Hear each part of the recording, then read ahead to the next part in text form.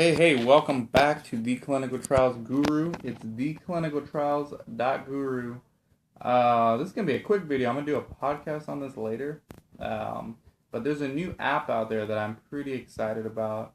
Some of you who follow me may have gotten an email. I've asked all my employees across different clinics to add me on Cyberdust. That's Cyberdust. And for those of you who don't know, it's sort of like Snapchat, but I think it's more professional. Like Snapchat started out as something like for teenagers, and eventually it was adopted by college kids, and there's other demographics on there too.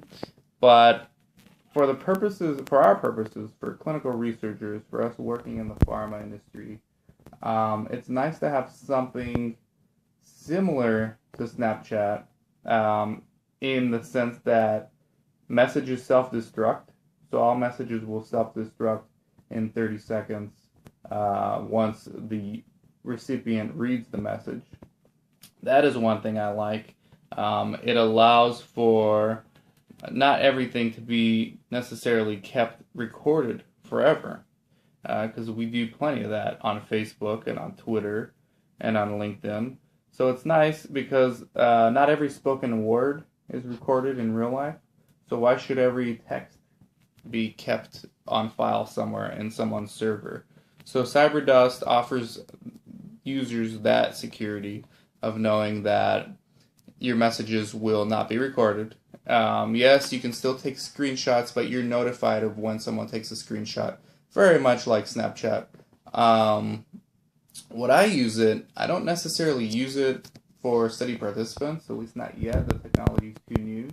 But what I've been using it from a research perspective is adding all my contacts that I have regular engagement with through email or through LinkedIn. There was a good 300 people that I kept regular contact with through email, through LinkedIn, primarily those two channels, and occasional phone calls.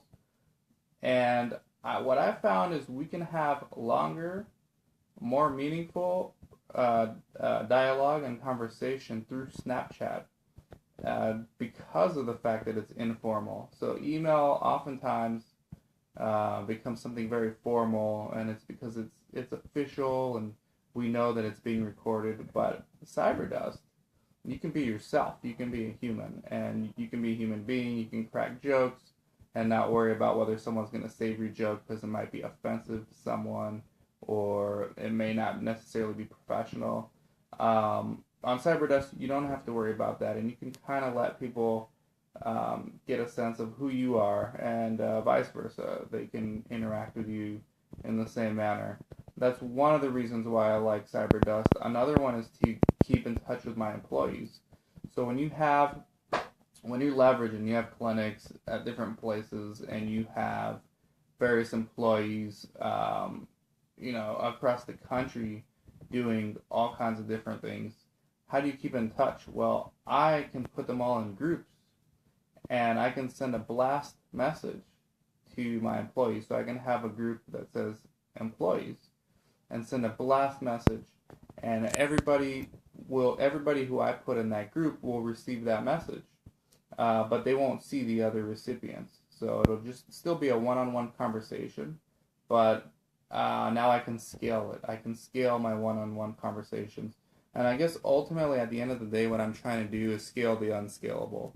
So I'm trying to find out how can I develop better relationships with my employees, and how can I develop and maintain and keep my relationships with my ongoing contacts, the 200 or 300 people that I email constantly, the people I share studies with constantly, the people that I talk to about different strategies in the industry.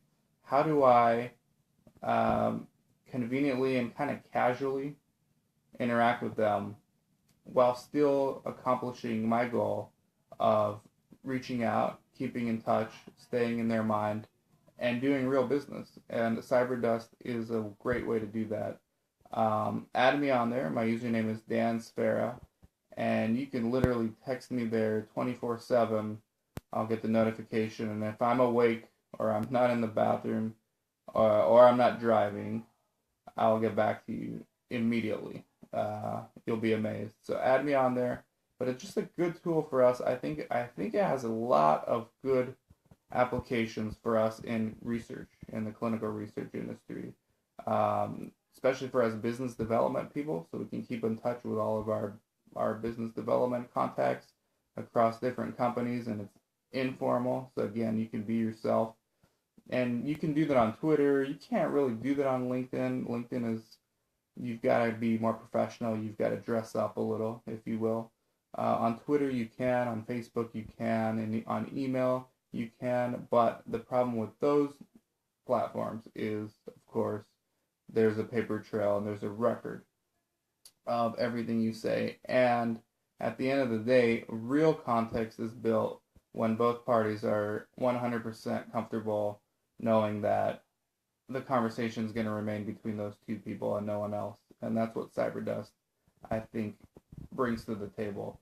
And stay tuned, because I'll do a longer podcast on this in this week's podcast, and I'll feature much more topics and, of course, get to your questions. And hey, that's another way that I'm using it, is I'm getting a lot of questions, viewer questions on Cyberdust. And in the past, if you would send me a question through email, I would reply, thanks for the question, I'll do a video on this. And sometimes I would give I would email a response before I do the video.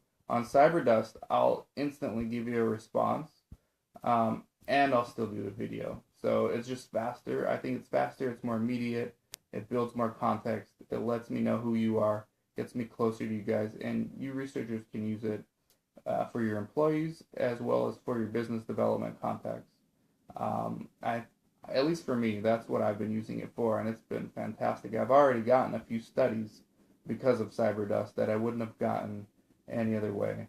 And I've already interacted with a few employees that otherwise I would have missed out on those interactions, because outside of Cyberdust I wouldn't have done it. So anyways, that's my 2 cents on this new technology. And add me, Cyberdust app. It's on the iPhone or Android.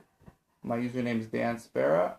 And stay tuned for this week's podcast coming up. Thanks. This is Dan from The Clinical Trials Guru, theclinicaltrials.guru.